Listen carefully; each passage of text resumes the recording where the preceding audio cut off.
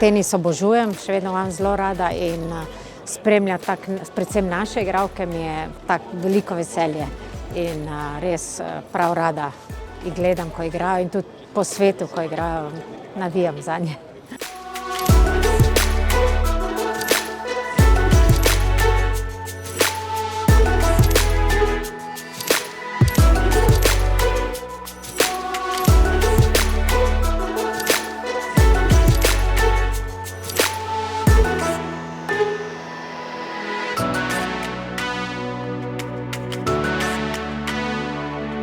Ne, ni bilo tako lahko, kot kaže rezultat.